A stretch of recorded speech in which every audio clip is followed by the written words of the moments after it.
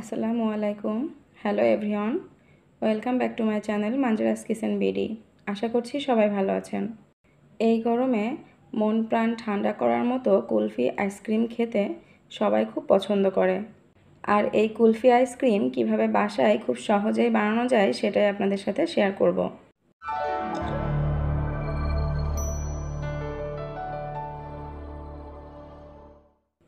Kulfi ice cream বানানোর জন্য প্রথমে আমি চুলায় একটা প্যান বসিয়ে নিয়েছি। এর মধ্যে নিয়ে নিচ্ছি হাফ কাপ পরিমাণ চিনি। আপনারা চিনির পরিমাণ কম বেশি করেও নিতে পারেন। এর মধ্যে সামান্য পরিমাণ পানি দিয়ে দিলাম। এটা দিয়ে আমি এখন ক্যারামেল তৈরি করে নিব। পানিটা দিয়ে মাঝারি আঁচে এভাবে এটা অনবরত নাড়তে নাড়তে রেড কালার করে নিব। এমন পোড়া একটা কালার হয়ে আসলে এর মধ্যে আমি এখন দুধ অ্যাড করছি। এখানে আমি খাঁটি গরুর দুধ নিয়েছি। আপনারা চাইলে প্যাকেটের যে কোনো দুধ দিয়েও এটা করতে পারেন। দুধটা দেওয়ার পরে এমন একটু দলা পেকে আসবে। এতে ভয় পাওয়ার কিছু নেই। এটা এভাবে কিছুক্ষণ জাল করতে করতে এমনিতেই গলে যাবে। আমি এখানে হাফ কেজি পরিমাণ গরুর দুধ ব্যবহার করছি। দুধ এভাবে অনবরত নাড়তে নাড়তে মোটামুটি 12 থেকে 15 মিনিটের মতো জাল করে নিব।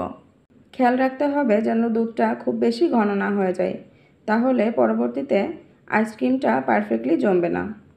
এভাবে জাল করতে করতে দুধটা মোটামুটি ঘন করে নিব। এ পর্যায়ে এর মধ্যে 1 চা চামচ কর্নফ্লাওয়ার অ্যাড করব। তবে কর্নফ্লাওয়ারটা দুধের মধ্যে সরাসরি দেওয়া যাবে না। এমন ছোট একটা পাত্রে সামান্য পরিমাণ নর্মাল পানির সাথে এভাবে একটু গুলিয়ে নিয়ে কর্নফ্লাওয়ারটা এখন ধীরে ধীরে এর মধ্যে দিয়ে দিচ্ছি। কর্নফ্লাওয়ারটা এভাবে দিতে থাকবো এবং নাড়তে থাকবো, না হলে কিন্তু দলা পেকে আসবে। আইসক্রিম বানানোর জন্য এই কর্নফ্লাওয়ার অবশ্যই ব্যবহার করবেন, না হলে কিন্তু পরবর্তীতে আইসক্রিমের ভিতরে আইস ক্রিস্টাল জমার চান্স থাকে। কর্নফ্লাওয়ার দিলে আইসক্রিমটা বেশ সফট অ্যান্ড স্মুথ একটা টেক্সচার আসে। দেখুন দুধ খানিকটা ঘন হয়ে এসেছে। এ পর্যায়ে আমি এটা চুলা থেকে নামিয়ে নিচ্ছি। এবার আমি আইসক্রিম বসানোর জন্য এমন একটা মোল্ড নিয়ে নিয়েছি। এগুলো আপনাদের পছন্দ মতো যে কোনো সাইজ শেপের নিতে পারেন।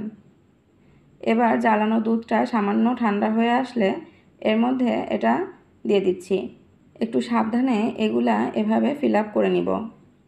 ভিউয়ার্স, আমার ভিডিওটি আপনাদের ভালো লাগলে লাইক, কমেন্ট ও শেয়ার করে পাশে থাকার অনুরোধ রইল এবং পরবর্তীতে বিভিন্ন ধরনের নতুন নতুন রেসিপি দেখার জন্য আমার চ্যানেলটি সাবস্ক্রাইব করে দিবেন। এরপর এর উপরের ক্যাপটা লাগিয়ে দিচ্ছি। ক্যাপটা লাগিয়ে এটা ডিপ ফ্রিজে রেখে দিব 8 থেকে 10 ঘন্টার জন্য। ফিরে এলাম 10 ঘন্টা পর। আমি এখন আইসক্রিমটা আনমোল্ড করে দেখাবো। তবে ফ্রিজ থেকে বের করে সাথে সাথেই এটাকে খুলতে যাবেন না, তাহলে কিন্তু আইসক্রিমটা উঠতে চাইবে না এবং ভেঙে যাওয়ার ভয় থাকে। এটাকে এভাবে খুলতে চাইলে 1 থেকে 2 মিনিটের মতো নর্মাল টেম্পারেচারে রেখে দিতে পারেন, অথবা এমন পানি ভর্তি কোনো পাত্রের মধ্যে 20-30 সেকেন্ডের মতো রেখে দিলে এটা তাড়াতাড়ি খুলে আসবে।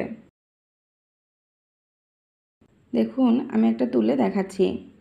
আইসক্রিমটা একেবারে পারফেক্টলি জমে সেট হয়ে গেছে।